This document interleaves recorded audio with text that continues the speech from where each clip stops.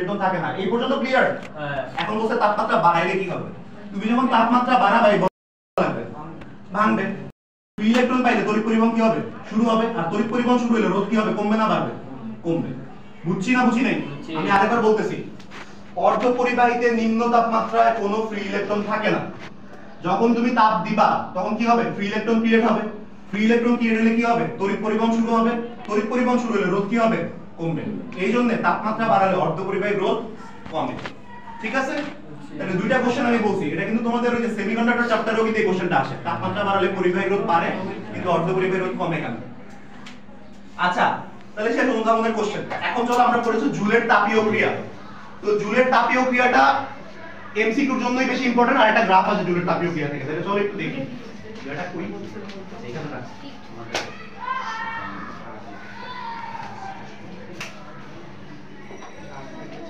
দেখেন জুলের তাপীয় ক্রিয়া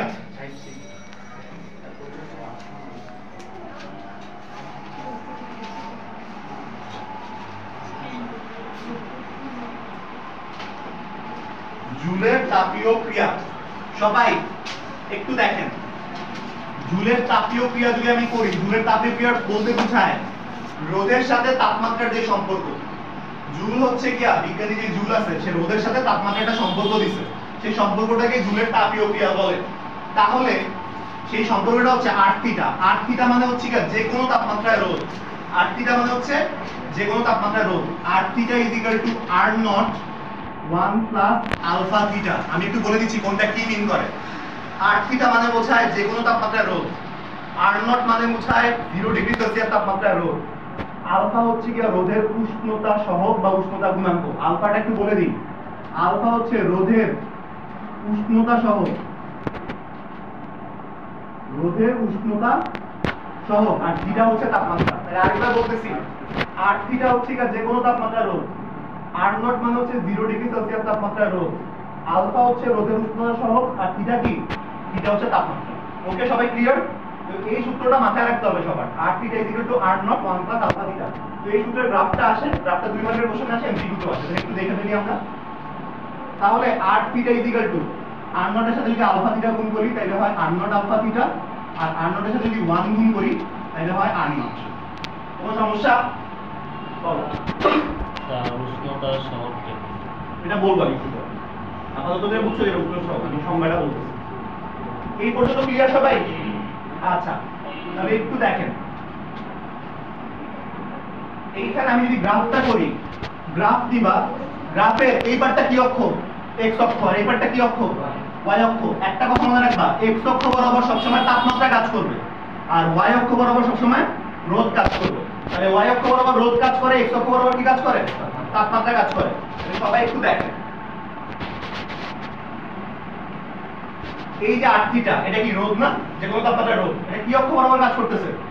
y অক্ষ বরাবর। তাহলে আর থিটার নিচে y দাও। R naught alpha theta. এই যে R naught alpha, R naught হচ্ছে কি রোধ আর আলফা হচ্ছে রোধের উষ্ণতা সহগ। রোধের উষ্ণতা সহগ এবং রোধকে যদি গুণ করো তাহলে যে জিনিসটা পাওয়া যায় সেটাকে বলে রোধের ঢাল। ঢালকে m দ্বারা প্রকাশ করে। কি দ্বারা প্রকাশ করে? m। তাহলে আর নট আলফার জায়গায় m দাও। আর থিটা, থিটা কি অক্ষ বরাবর কাজ করছে? x অক্ষ। তাহলে y = mx প্লাস এই আর নটটা কি এক্সট্রা না? এক্সট্রা তো, এক্সট্রা মানে এক্সটেনশন, এক্সটেনশনের প্রকাশ করে c দ্বারা। তাহলে y = mx + c। তাহলে জুলের তাপীয় ক্রিয়া জ্যামিতিক কোন সমীকরণকে সমর্থন করে? y = mx + c। এই সমীকরণকে এমসিকিউ তে আসতে পারে। কোন সমীকরণ? y = mx + c। এই সমীকরণ, এটা আমাদের জ্যামিতির একটা সমীকরণ। তাহলে এটার গ্রাফটা কিভাবে আঁকবো? আমরা জানি y = mx কি? মূলবিন্দুগামী সরলরেখা, কিন্তু এখানে তো আর এক্সট্রা c আছে। তাহলে ফার্স্টে c অংশ কাটতে হবে। আচ্ছা বলো, c এর আগে প্লাস না মাইনাস? তাহলে উপরে কাটবো না নিচে কাটবো? উপরে। যত প্লাস আছে উপরে, যদি এখানে মাইনাস থাকতো তাহলে নিচে কাটতাম। তাহলে এইটুকু c আর বাদ বাকি কি? y = mx। তাহলে mx মানে কি? এখান থেকে কি হবে? মূলবিন্দুগামী সরলরেখা। এটা হচ্ছে গ্রাফ। তাহলে গ্রাফটা সবাই একটু নিয়ে নাও। y = mx + c এর গ্রাফ হচ্ছে এটা। এই পর্যন্ত ক্লিয়ার সবাই? সাইডে সাইডে হবে। ওকে, এই পর্যন্ত সবাই ক্লিয়ার? এখান থেকে আমি রোধের উষ্ণতা সহগ হচ্ছে বের করতে পারি। তাহলে আর নটটা এখানে প্লাস আকারে আছে, এই পাশে গেলে কি হয়ে যাবে? মাইনাস। তাহলে আমি এভাবে লিখতে পারি R naught alpha theta is equal to r theta minus r naught দেখা যায়। আচ্ছা সুতরাং আমি যদি আলফাটার এই পাশে রাখি r নট থিটাটা এখানে কি আকারে আছে গুণ আকারে, এই পাশে গেলে কি হয়ে যাবে ভাগ হয়ে যাবে। তাহলে r theta by r naught divided by r naught theta, এইটা হচ্ছে রোধের উষ্ণতা সহগের সূত্র। আর এখান থেকে আমি ইয়াটা বাইর করতে পারবো, সংজ্ঞাটা এবং এককটা দুইটাই একটা বলতে। তাহলে একটু দেখো এককটা আমি সংজ্ঞাটা কিভাবে দিব। নিজের সব কি একক তাই না, r নট মানে কি 0 ডিগ্রি সেলসিয়াস তাপমাত্রায় রোধ। তাহলে 0 ডিগ্রি সেলসিয়াস তাপমাত্রায় রোধ, 0 ডিগ্রি সেলসিয়াস তাপমাত্রায় কোনো পরিবাহী রোধ যদি 1 কেলভিন হয়, যেটা কি তাপমাত্রা না, তাহলে তাপমাত্রা একক কি কেলভিন। তাহলে 0 ডিগ্রি সেলসিয়াস তাপমাত্রায় কোনো পরিবাহী রোধ যদি 1 কেলভিন হয়, তাহলে ওই পরিবাহী রোধের যে পার্থক্যটা পাবো আমি, এই উপরেটা কি পার্থক্য না r theta minus r not, তাহলে ওই পরিবাহী রোধের যে পার্থক্য পাবো তাকে ওই পরিবাহী রোধের কি বলে উষ্ণতা সহগ বা উষ্ণতা গুণাঙ্ক বলে। আমি আরেকবার বলতেছি, 0 ডিগ্রি সেলসিয়াস তাপমাত্রা রোধের কোনো পরিবাহী তাপমাত্রা যদি 1 কেলভিন হয়, তাহলে ওই পরিবাহী রোধের তাপমাত্রার পার্থক্যের কারণে যে রোধটা আমরা পাবো সেটাকে কি বলে ওই পরিবাহী রোধের উষ্ণতা সহগ বলে। তাহলে উপরেরটা হচ্ছে রোধ, নিচেরটাও রোধ, তাহলে এটা কি তাপমাত্রা। তাহলে আসলে এটা সংজ্ঞাটা মানে এটা এককটা হচ্ছে আমরা বের করি। তাহলে রোধের একক কি ওহম, লেখো ওহম। আর নট এটাও তো রোধ, রোধের একক কি ওহম, লেখো ওহম। আর থিটা হচ্ছে তাপমাত্রা, একক কি কেলভিন। তাইলে ওহম ওহম কাটা থাকবে শুধু 1 কেলভিন মানে পার কেলভিন। তাইলে আলফার একক অর্থাৎ রোধের উষ্ণতা সহগের একক হচ্ছে পার কেলভিন। তো এটা তোমাদেরকে যদি কনফিউজ করতে চায় স্পেশালি কমার্স কলেজ, আমি এটা গত বছর মেবি দেখছিলাম আলফার ক্ষেত্রে পার কেলভিন ছিল না অপশনসে, ওরা দিছিল হচ্ছে পার ডিগ্রি সেলসিয়াস, কারণ সেলসিয়াসও তাপমাত্রা রাখে। তো এটা যদি থাকে অপশনে তাহলে এটাও কিন্তু অ্যানসার, ঠিক আছে।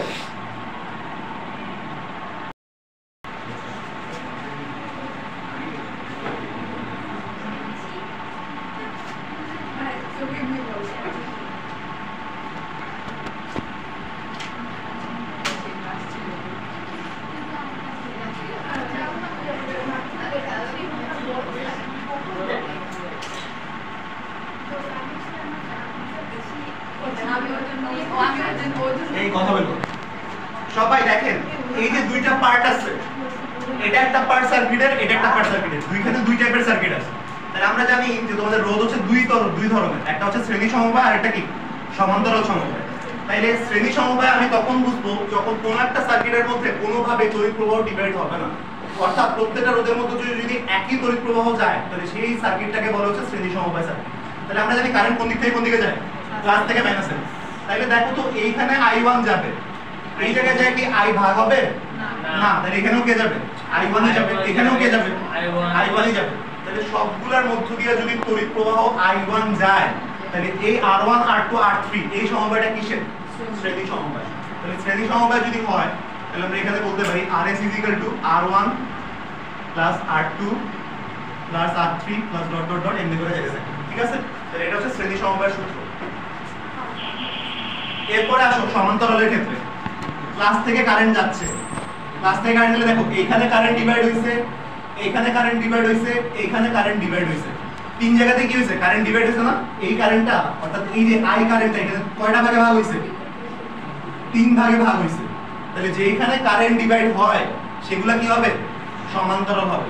তাহলে সমান্তরালের ক্ষেত্রে সূত্রটা হচ্ছে 1/Rp is equal to 1/R1 plus 1/R2 plus 1/R3 plus dot dot dot এভাবে যাবে, ঠিক আছে। তাইলে এইটা হচ্ছে সিরিজের জন্য, এটা হচ্ছে সমান্তরালের জন্য। একটা জিনিস দেখো, সিরিজে কারেন্ট ডিভাইড হয় না আর সমান্তরালে কারেন্ট ডিভাইড হয়। আমি ম্যাথের জন্য একটা ইম্পর্টেন্ট কথা বলতেছি, কারেন্ট যদি ডিভাইড না হয় তাহলে ভোল্টেজ ডিভাইড হইতে হবে, আর ভোল্টেজ যদি ডিভাইড না হয় তাহলে কারেন্ট ডিভাইড হইতে হবে। তাহলে জাস্ট একটা মনে রাখো, কারেন্ট ডিভাইড আর ভোল্টেজ ডিভাইড সবাই খালি গোলাও, তো দুইটা মনে রাখার দরকার নাই, খালি একটা মনে রাখো, সিরিজে কারেন্ট ডিভাইড হয় না আর সমান্তরালে সিরিজে কারেন্ট ডিভাইড হয় না আর সমান্তরালে কারেন্ট ডিভাইড হয়। আচ্ছা সিরিজে যদি কারেন্ট ডিভাইড না হয় তাহলে সিরিজে ভোল্টেজ কি হবে ডিভাইড হবে, আর সমান্তরালে কারেন্ট ডিভাইড হয় তাহলে সমান্তরালে ভোল্টেজ ডিভাইড হবে না। বুঝছি ব্যাপারটা? সিরিজে যেহেতু কারেন্ট ডিভাইড হয় না ভোল্টেজ ডিভাইড হবে, আর সমান্তরালে যেহেতু কারেন্ট ডিভাইড হয় তাই ভোল্টেজ ডিভাইড হবে না। একটা মনে রাখো, তাহলে বাকিটা এমনি মনে থাকে। বুঝছি? তাহলে চলো আমরা ফার্স্ট ম্যাথ করি। ফার্স্ট ম্যাথটা হচ্ছে current divide and voltage divider rules. দেখো এই সার্কিটটা দেওয়া আছে এবং এই সার্কিট দিয়ে তোমাকে বলছে প্রত্যেকটা রোধের মধ্য দিয়ে প্রত্যেকটা রোধ এবং বিভব পার্থক্য নির্ণয় করতে, অর্থাৎ প্রত্যেকটা রোধের আই এর মান চাইছে, প্রত্যেকটা রোধের বি এর মান চাইছে। তাহলে কোশ্চেনটা তোমরা চারজন বসছো আসলে প্যারা নিয়ে এখানে তুমি ভয় পাও না, ভয় পাও না। আরে দেখো প্রত্যেকটা রোধের তড়িৎ প্রবাহের মান চাইছে, প্রত্যেকটা রোধের বিভবের মান চাইছে। তাহলে রোধ কয়টা আছে এখানে? তিনটা। তার মানে তিনটা রোধেরই ভোল্টেজ চাইছে, তিনটা রোধেরই তড়িৎ প্রবাহ চাইছে। তাহলে এটা যদি আমরা করি আমরা মোটামুটি ভোল্টেজ ডিভাইডার আর কারেন্ট ডিভাইডার রুলটা বুঝবো। তাহলে দেখেন ফার্স্টে এই দুটো কিসে আছে? 6 ওহম, 3 ওহম, 3 ওহম এই দুটো কিসে আছে? প্যারালালে নাকি আছে সিরিজে? এটা বলো কিসে আছে? বলো তুমি কি নিম্ন না আছে? তুমি কি মানে পুরো মানে সম্পূর্ণ হয়ে গেছে?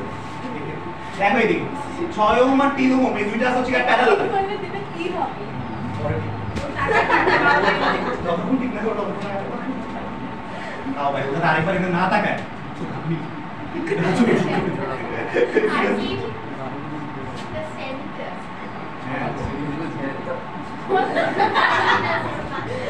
দেখো 6 ওহম আর 3 ওহম সমান্তরালে আছে, এই দুটো যদি তুল্য করো তাহলে কত আসবে? 2 ওহম আসবে। এটাকে তুল্য করে দেখাইতে হবে। এই সবাই সাইলেন্ট। 6 ওহম আর 3 ওহম এই দুইটাকে তুল্য করে দেখাইতে হবে। হ্যাঁ 1/6 প্লাস 1/3 6 আর 3 এর লসাগু হচ্ছে 6, তাহলে এটা হচ্ছে 1 আর এটা হচ্ছে 2। ঠিক আছে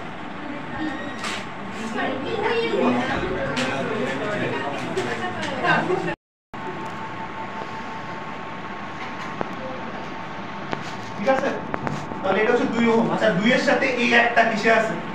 সিরিজে আছে। দুইটা মিলে একটা, এটার সাথে এটা কিসে আছে? সিরিজে আছে। তাহলে RS কত ওহম? 3 ওহম। কিন্তু এটা তো চাই না, আমার কাছে যে প্রতিটার মধ্যে দিয়ে তড়িৎ প্রবাহ চাইছে, প্রতিটার মধ্যে দিয়ে কি চাইছে? ভোল্টেজ চাইছে। তাহলে এখানে আগে একটা ছক করো।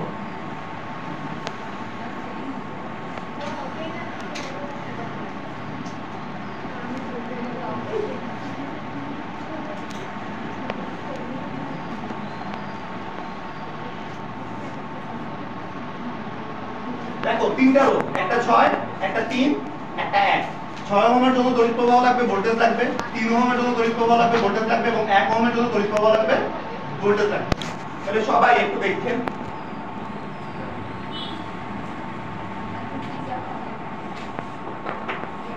দেখো এটা কিসে আছে? প্যারালালে। প্যারালালে আমরা কি জানি? ভোল্টেজ ডিভাইড হয় নাকি হয় না? হয়। আচ্ছা আমি পুরোটা তড়িৎ প্রবাহ বাইর করি। তড়িৎ প্রবাহ কি I সমান V/R। পুরোটার ভোল্টেজ কত? 20। আর পুরোটার তড়িৎ প্রবাহ কত? মানে সরি রোধ কত? 3। তাহলে 20 কে যদি 3 দ্বারা ভাগ করো তাহলে কত আসবে?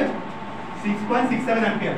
এই 6.67 অ্যাম্পিয়ারটা হচ্ছে পুরোটার তড়িৎ প্রবাহ, অর্থাৎ এই পুরো সার্কিটের তড়িৎ প্রবাহ। কিন্তু এটা চাই না আমাদের কাছে।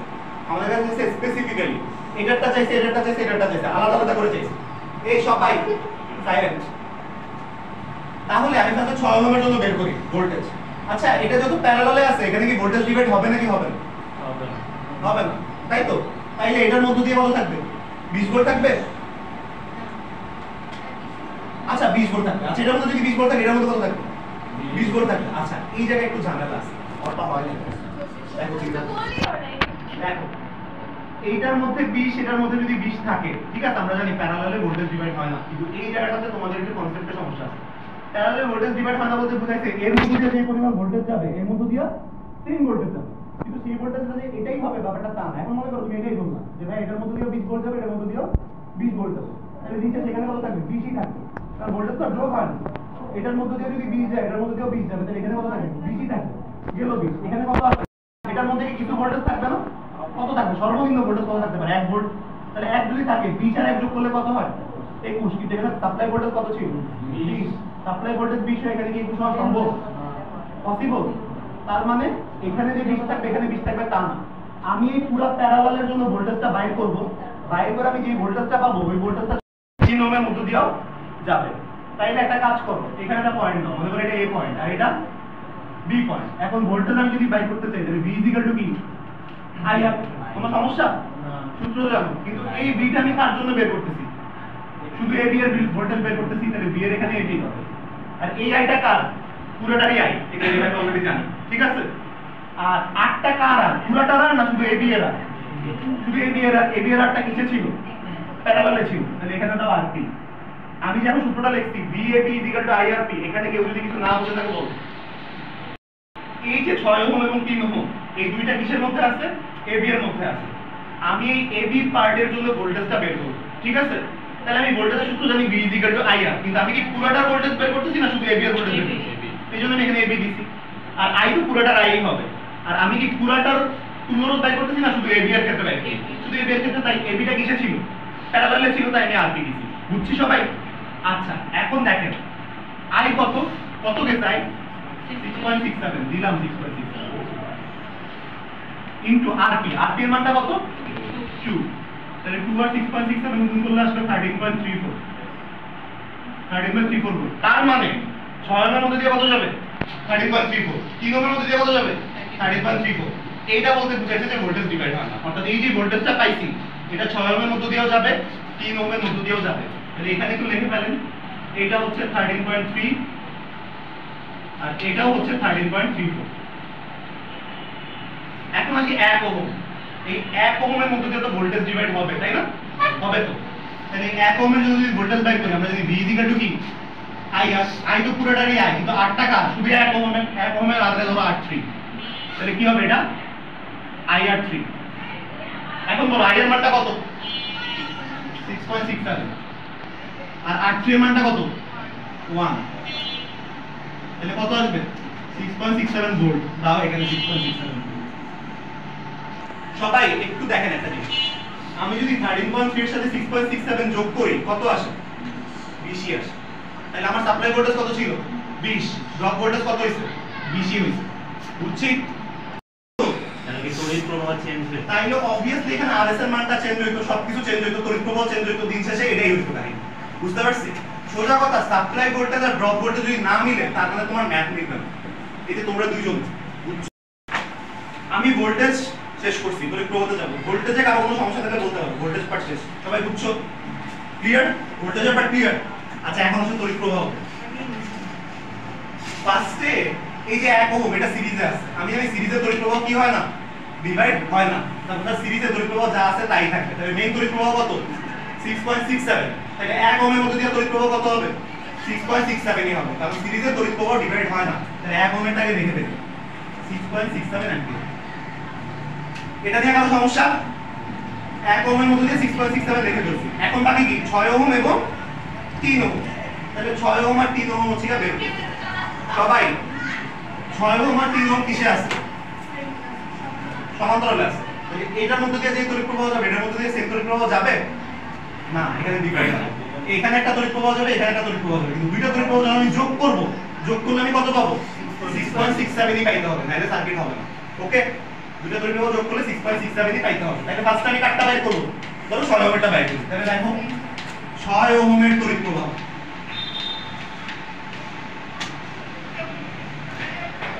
মনে করো 6 ওহমের মধ্যে দিয়ে I1 যাইতেছে আর 3 ওহমের মধ্যে দিয়ে I2 যাইতেছে। তাহলে আমরা সূত্র জানি I কি? V by R। এই আইটা কার আই? 6 ওহমের আই। তাহলে I দিব না I1 দিব? I1 দিব। এই বিটা কার বি? পুরোটার বি না 6 ওহম যে বি এর মধ্যে আছে? 6 ওহম কোন বি এর মধ্যে আছে? ওই যে VAB এর মধ্যে আছে না? এই যে এটার মধ্যে আছে না? তাহলে এখানে দাও VAB। আর রোধ আমি কার বাই করছি? সবারটা না শুধু 6 ওহমের? শুধু 6 ওহমের। তাহলে 6 ওহমটা R1। এখন দেখো VAB এর মানটা কত ছিল? 13.34। দেখো 13.34। আর R1 এর মানটা কত?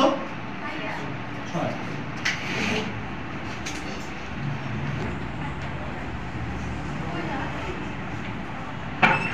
2.22 অ্যাম্পিয়ার।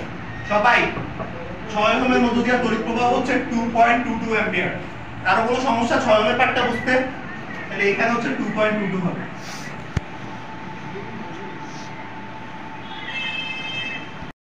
আচ্ছা, লাস্ট বাকি 3 ওহমের মধ্য দিয়ে। এখন দেখো আমি 3 ওহমেরটা তোমাকে বের করে দেখাবো, কিন্তু আমি অলরেডি জানি 3 ওহমের মধ্যে দিয়ে কত। কারণ এটা যদি 2.22 হয় আর পুরোটা যদি 6.67 হয়, 6.67 থেকে 2.2 বাদ দিলে যা থাকবে ওটা 3 ওহমের মধ্যে যাইতে হবে, কারণ দুটো যোগ করে 3 সাথে 6.67 করতে হবে, বুঝছি?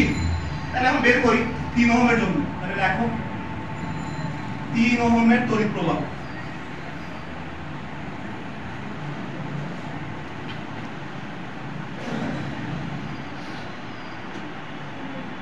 তাহলে 3 ওহম তো তার মধ্যে আছে, VAB এর মধ্যেই আছে। VAB মানটা কত ছিল? 13.34। আর R2 এর মানটা কত? 3। তাহলে এটা হচ্ছে 4.45 অ্যাম্পিয়ার। তাহলে লেখো এখানে 4.45। এখন বলো 4.45 আর 2.22 যদি আমি যোগ করি কত আসবে? 6.67 অ্যাম্পিয়ার। শেষ, সবগুলোর তড়িৎ প্রবাহ, সবগুলোর ভোল্টেজ। কেউ যদি কোনো পার্ট না বুঝে থাকে আমরা বলতে পারবো। কারো কোনো সমস্যা আছে?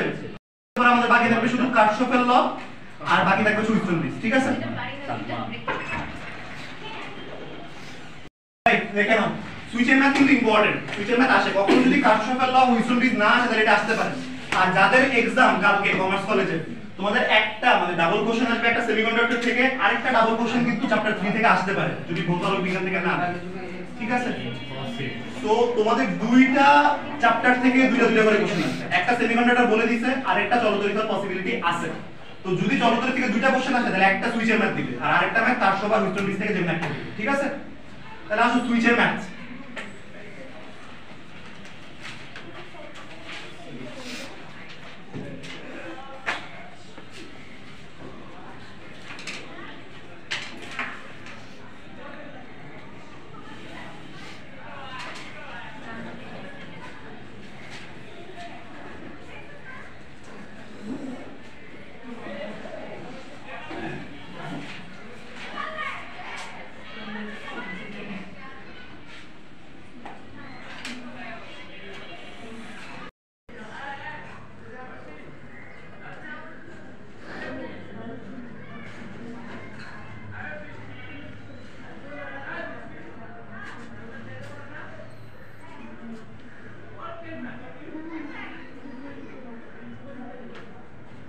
আচ্ছা একটু বলে দিতেছি সবাইকে।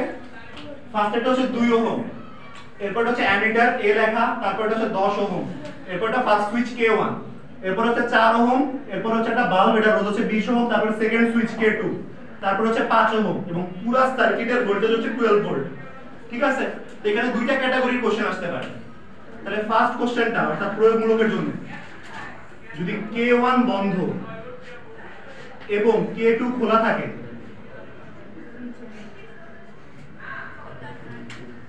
K2 খোলা থাকে তাহলে অ্যামিটারের পার্ট নির্ণয় করো। ফার্স্টেরটা অ্যামিটারের পার্ট নির্ণয় করো।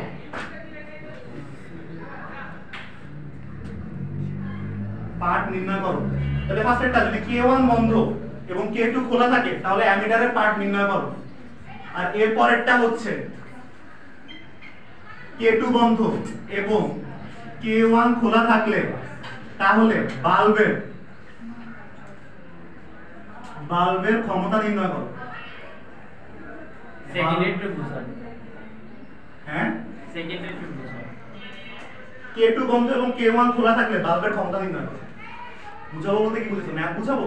ম্যাথ তো আমি করার সময় বুঝাবো, এটা এমনি করাই। এটা মেইন আসতেছি, এটা শেষ করি তখন বললো না বুঝলে।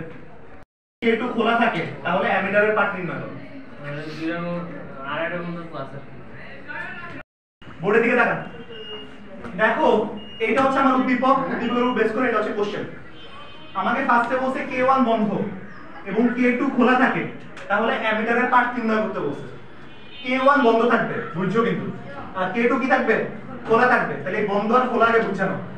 আমার বাংলা আর ইংলিশ দুইটা কিন্তু উল্টা। বাংলা যেটা বলবে ইংলিশে যা বলবে দুই ক্ষেত্রে কিন্তু আবার সেম জিনিস ঘটবে না। বাংলায় বলছে, এটা কি বাংলায় বলছি না? বন্ধ আর খোলা। তাহলে বাংলা যদি বলে এই যে এটা হচ্ছে বন্ধ আর এটা হচ্ছে খোলা, এখন বুঝো কারেন্ট কখন যাবে? যখন বন্ধ থাকবে, কারণ যে একটা সাথে একটা কি লাগানো, যদি জোড়া না লাগে তাহলে তো কারেন্ট যেতে পারবে না। তাহলে বন্ধ থাকলে কারেন্ট যাবে আর খোলা থাকলে কারেন্ট যাবে না। এটা যদি বাংলায় হয়, বাংলায় বন্ধ এবং খোলা, বন্ধ মানে কারেন্ট যাবে, খোলা মানে যাবে না। কিন্তু যদি ইংলিশে বলে ইংলিশে সুইচ অন মানে কারেন্ট যাবে, আর সুইচ অফ মানে কারেন্ট যাবে না। অফ মানে বন্ধ, তুমি এটা বলবে অফ মানে তো বন্ধ, বন্ধ মানে কারেন্ট যাবে না। ইংলিশে যদি বলে অফ মানে কারেন্ট যাবে না, অন মানে কারেন্ট যাবে। তো এখানে একটু চেক দিবা, ইংলিশে বলে না বাংলা বলে। I have a strong feelings যে কমার্স কলেজ ইংলিশে দিবে, ঠিক আছে? হ্যাঁ, ইংলিশে যা মিন করে সেটা, কিন্তু বাংলায় উল্টাটা। বাংলায় হচ্ছে বন্ধ মানে যাবে, আর খোলা মানে যাবে না। ইংলিশে অন মানে তোমরা বুঝতে, সুইচ অন মানে কি কারেন্ট যাবে, সুইচ অফ মানে কারেন্ট যাবে না। ইংলিশে ন্যাচারালি আমরা যেটা বলি সেটাই।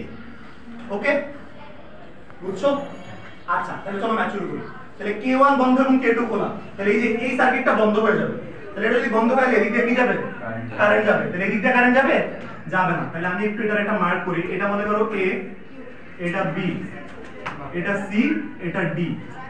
সবাই তাহলে এই CD এর মধ্যে দিয়ে কোনো কারেন্ট যাবে না। তাহলে CD ভুলে যাও, CD নাই। CD এই ফার্স্ট কোশ্চেনের জন্য CD নাই, ঠিক আছে? বাকি সব আছে। তাহলে K1 টা বন্ধ। দেখেন K1 যদি বন্ধ হয়, আমি জানি কারেন্ট কই থেকে কই যায়, প্লাস থেকে মাইনাসের দিকে। তাহলে কারেন্ট এই যে এখানে একটা ভাগ হইছে, আবার এই যে এমনি করে যায় এখানে একটা ভাগ হইছে। তাহলে বলো এই 10 ওহম এবং 2 ওহম কিসে আছে? শ্রেণী না সমান্তরাল? সমান্তরালে আছে। তাইলে আমরা জানি 1/RP = 1/2 + 1/10। 10 আর 2 এর লসাগু হচ্ছে 10, 10 এর মধ্যে 5 বার যায়। হ্যাঁ,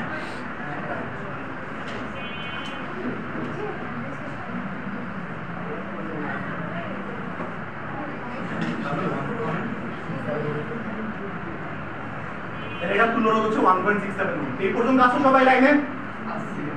1.67 ওহম এই দুইটার তুলনা পাই।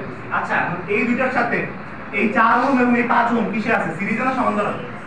সিরিজে, কারণ এই যে কোনো ডিভাইড নাই। তাহলে 4 5 এটা তো নাই, সিরি কিন্তু নাই। তাহলে এই 4 আর 5 কিসে আছে? শ্রেণীতে আছে। তাহলে শ্রেণীতে যদি থাকে তাহলে আমি RS = লিখতে পারি 1.67 + 4 + 5। তাহলে দিন শেষে কত আসবে? 10.67 ওহম। এই পর্যন্ত ওকে সবাই? এই পর্যন্ত আসো লাইনে? আচ্ছা, এই কথা বলবো দেখো, তারপরে যদি আমি তড়িৎ প্রবাহ বলি I = V/R। এখন আমি যদি V এর কথা বলি, V/RS আর কি। ভোল্টেজ কত পুরোটা? 12। তাহলে বসাও 12, আর RS কত? 10.67। তাহলে এটা যদি করে এটা হবে 1.125 অ্যাম্পিয়ার। 1.125 অ্যাম্পিয়ার। এটা আমি ফার্স্টে হচ্ছে গিয়া তুল্যরোধ বের করছি, তারপর তড়িৎ প্রবাহ বের করছি। এর মধ্যে কোনো ঝামেলা নাই। ঝামেলা শুধু এটাই, এই সিডিটা কি ছিল? অফ ছিল, ঠিক আছে? যতটুকু এটার মধ্যে দিয়ে কারেন্ট যাবে না, সিডি বাদ দিয়ে বাকি সব করছি। এই পর্যন্ত ওকে? আচ্ছা, আমার কাছে দেখি শুধুমাত্র অ্যামিটারের পার্ট। অ্যামিটার আছে কই? এইখানে। অ্যামিটারের কাজ হচ্ছে তড়িৎ প্রবাহ নির্ণয় করা। তো অ্যামিটারের পার্ট দেখে অনেকে কনফিউজ হতে পারে। অ্যামিটারের পার্ট বলতে বোঝায় অ্যামিটারের তড়িৎ প্রবাহ নির্ণয় করতে বলছে, অর্থাৎ অ্যামিটারের আই এর মানটা নির্ণয় করতে বলছে। অন্য না কথা বলি I = V আসলে পরে বলি, একটু পরে বলি। এটা শেষ I = V/R। হ্যাঁ, I = V/R। আচ্ছা, এখন দেখো, তাহলে আমার যদি শুধু অ্যামিটারের তড়িৎ প্রবাহ লাগে তাহলে ভোল্টেজটা আমার কার লাগবে? শুধু অ্যামিটারের ভোল্টেজটাই লাগবে না? তাহলে আমি যদি অ্যামিটারের ভোল্টেজ বাইর করতে যাই, ভোল্টেজের সূত্র কি? V = IR। অ্যামিটারটা কোন ভোল্টেজের মধ্যে আছে? A আর B এর মধ্যে আছে না? তাহলে এই বিটা কি হবে? AB। এই পর্যন্ত ওকে? আইটা কার? পুরোটারই আই। একটু আগে পড়াইছি ভোল্টেজ ডিভাইডার, পুরোটারই আই। আর আটটা কার হবে? শুধু অ্যামিটার যে আরের মধ্যে আছে, এইটা এবং এটা কিসে আছে? প্যারালালে। তাহলে এখানে কি হবে? RP। এই লাইনটা বুঝো না কে আসো? আমি V = IR ই লিখছি, কিন্তু বিটা কার নিছি?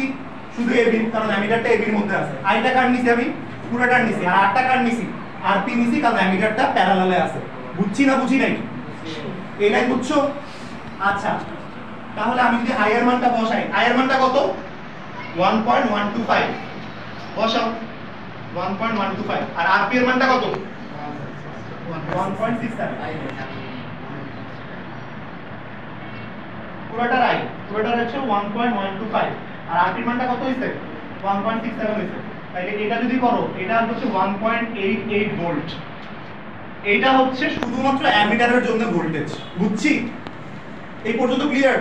কিন্তু এটাও তো চায় না, চাইছে কি? অ্যামিটারের তড়িৎ প্রবাহ চাইছে। তাহলে অ্যামিটারের তড়িৎ প্রবাহ যদি বাইর করতে হয়, তাহলে আমি তড়িৎ প্রবাহের সূত্র জানি I = কি? V/R। এই আইটা কার আই? শুধু অ্যামিটারের জন্য। তাহলে IA মানে অ্যামিটার। এই বিটা কার বি? অ্যামিটার যেই ভোল্টেজের মধ্যে আছে, অ্যামিটার কোন ভোল্টেজের মধ্যে আছে? এবি ভোল্টেজের মধ্যে আছে, তাহলে তো ভি এবি। আর এই আরটা কার আর? অ্যামিটার যেই আরের সাথে আছে, অ্যামিটার কোন আরের সাথে আছে? 10 ওহমের সাথে লাগানো আছে। তাহলে এই আর এর মান কত? বললাম আর। তাহলে ভিএবি এর মানটা কত?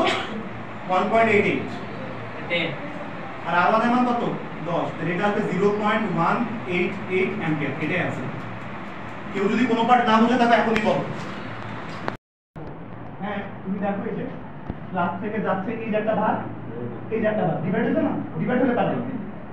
এটা কারেন্ট এখানে আছে, এখানে একটা ডিভাইড, এখানে একটা ডিভাইড। এটা দেখো এই ডিভাইড, এই ডিভাইড। বুঝছি? হ্যাঁ, পারি।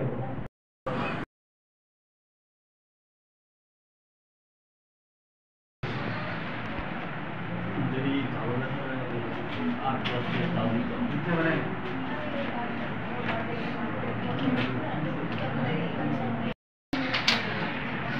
4 নাম্বারটা বলছে K2 বন্ধ এবং K1 খোলা থাকলে বাল্বের ক্ষমতা নির্ণয় করতে। এখন এটা বন্ধ হয়ে যাবে আর এটা কি থাকবে? খোলা থাকবে। তাইলে বাল্বের ক্ষমতা চাইবে। তাইলে K2 যদি বন্ধ থাকে, K1 খোলা থাকে, তাহলে AB পার্টটা বাদ, এই যে এই পার্টটা বাদ। AB ভুলে যাও। AB এর মধ্যে যা আছে এখানে কোনো কাজ করবে না।